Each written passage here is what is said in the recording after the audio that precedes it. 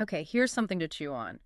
How do we genuinely square deeply held spiritual beliefs with the messy, sometimes chaotic world of modern politics? Yeah, it's a tough one. It's been a question for ages, hasn't it? Mhm. Philosophers, theologians, regular folks. Exactly. And it really shapes how we talk about things publicly, often in, pretty challenging ways. For sure. It's about that really personal space where faith meets public life, and especially how leaders navigate that, the choices they make there. Huge implications. Absolutely huge. And that's precisely what we're digging into today with Patrick Kahnke's book, A Christian Case Against Donald Trump. Now, we're not just going to summarize it. No, definitely not just a summary. Our mission for you is to really go deeper, to unpack how he builds his argument. It's quite a compelling rhetorical case, actually. We want to look at the specific strategies he uses to persuade. Hmm. And just so you know, you are experiencing a unique two-host AI conversation powered by Google's NotebookLM, which lets us get into this kind of deeper, more dynamic book analysis. Right.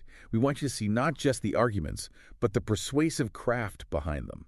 So to really get this book, we have to start with Kahnke himself, wouldn't you say? His background is just so central. Oh, absolutely central. Patrick Kahnke, he's a retired evangelical pastor and, importantly, a former Republican. That's not just trivia. No, it's key to his credibility, his ethos. Exactly. Yeah. Decades in ministry, working right inside conservative Christian circles. That sets him up as an insider, someone critiquing his own tradition. Yeah, not some outsider lobbing criticisms. He comes across as someone who genuinely cares about the spiritual well-being of that community. Precisely. He positions himself as, well, knowledgeable, sharing their core values, their scriptural grounding. And that lets him connect, right? Connect in a way an outsider maybe couldn't. People might actually listen. Because he's speaking from the inside to the inside, out of concern. That's it. And the context, the occasion for the book. Wow, that feels critical too. Written during all that upheaval around Trump's presidency in January 6th, that wasn't accidental, was it? Not at all. That timing is everything. Yeah. It frames the book as this urgent response, a response to what Kahnke clearly saw as a crisis of conscience for American Christians supporting Trump. It captures that moment where people were wrestling with really big questions about faith, leadership, national identity. It taps right into that ongoing soul searching. So, who's he trying to reach? Is it just Trump supporters? Well, primarily conservative Christians, yeah. Those who back Trump, maybe, Yeah. or those who are starting to question it.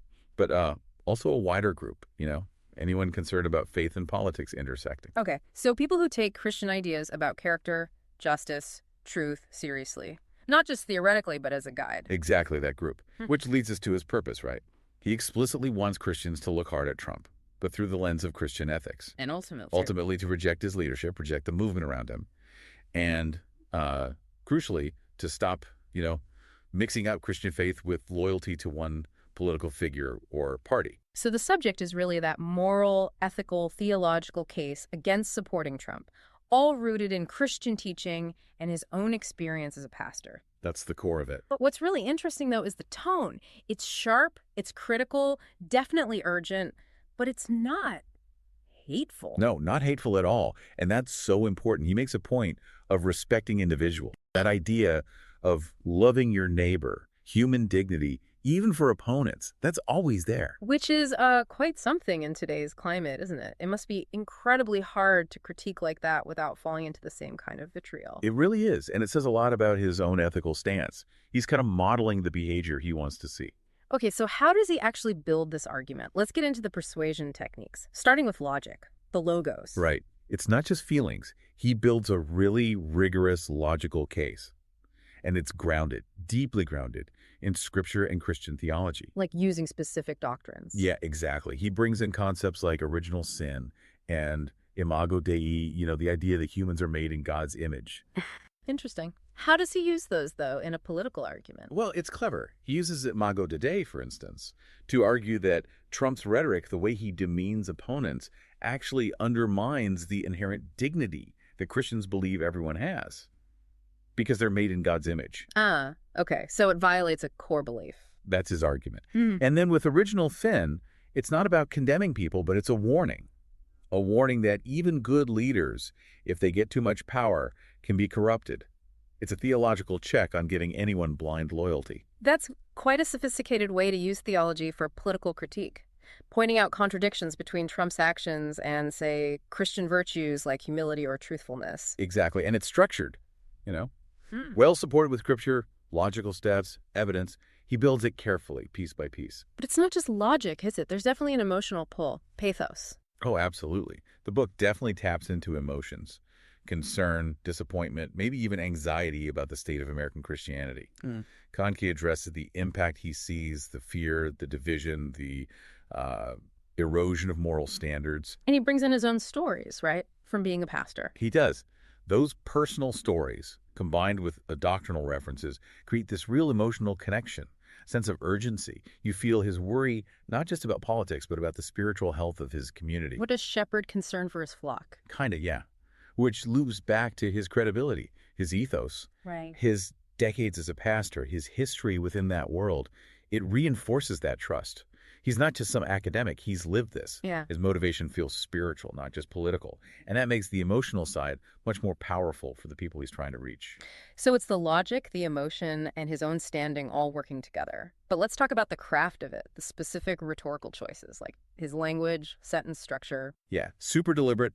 The language is clear, accessible mostly, but then he weaves in scripture constantly. It creates this shared language with his readers. And the sentences. They're designed to hit home. He uses things like repetition effectively. Remember that line? Trump's crowd is the weapon. Oof, yeah, sticks with you. Exactly. Adds emotional weight to the logic. And he uses contrast a lot, doesn't he?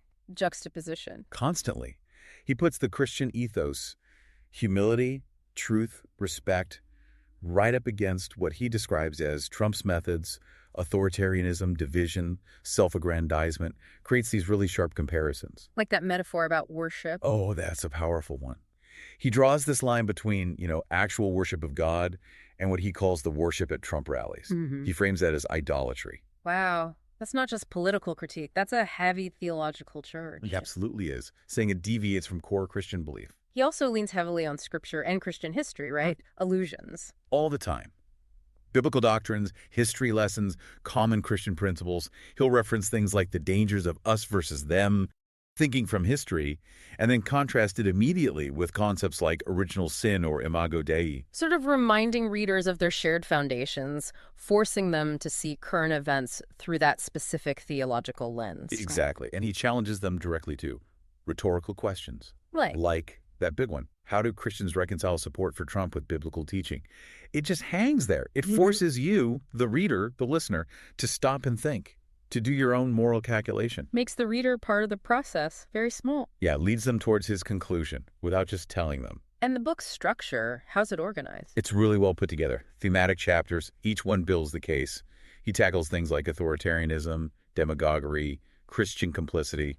How does he define those in this context? Well, for authoritarianism, he connects Trump's methods to historical patterns he argues Christians should resist based on scripture and history about power.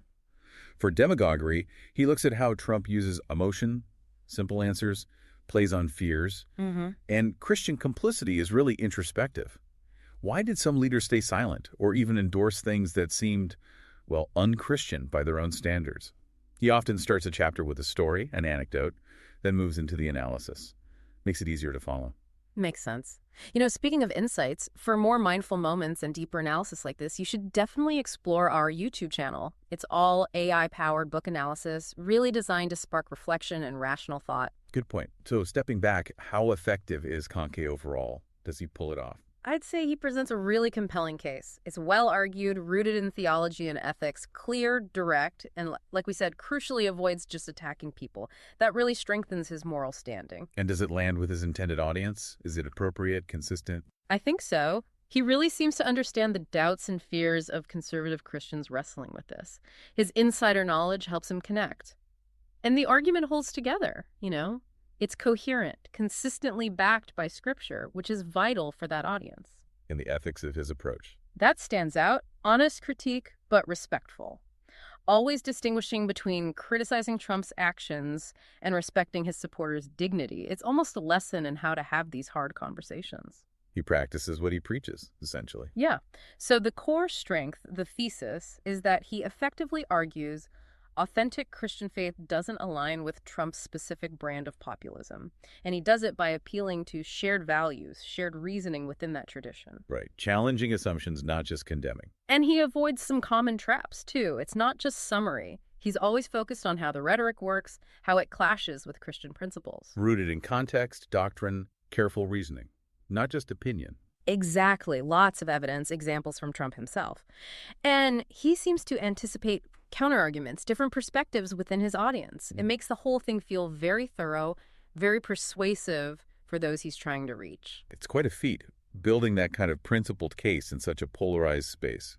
It really is. So what's the takeaway here for you listening, whether you land where Kahnke does or not? Yeah, regardless of agreement. This book is a fascinating example of how arguments get built, especially in really contentious areas. It makes you think about the rhetoric, the choices speakers make to persuade us, not just in politics, but everywhere. Recognizing the art of persuasion itself. Exactly. So how might understanding these kinds of strategies help you evaluate arguments more critically, whether it's faith or politics or, anything that requires careful thought? It's about looking under the hood, isn't it? Seeing the mechanics behind the message. Definitely. And for more analysis like this, don't forget our podcast and the YouTube channel for those mindful moments. Right. And if you want the in-depth book summary of A Christian Case Against Donald Trump, just click the link you see on screen. And subscribe to the channel for more deep dives like this one. Share it if you found it valuable. You can also consider purchasing the book through the link provided. But most importantly, keep thinking critically.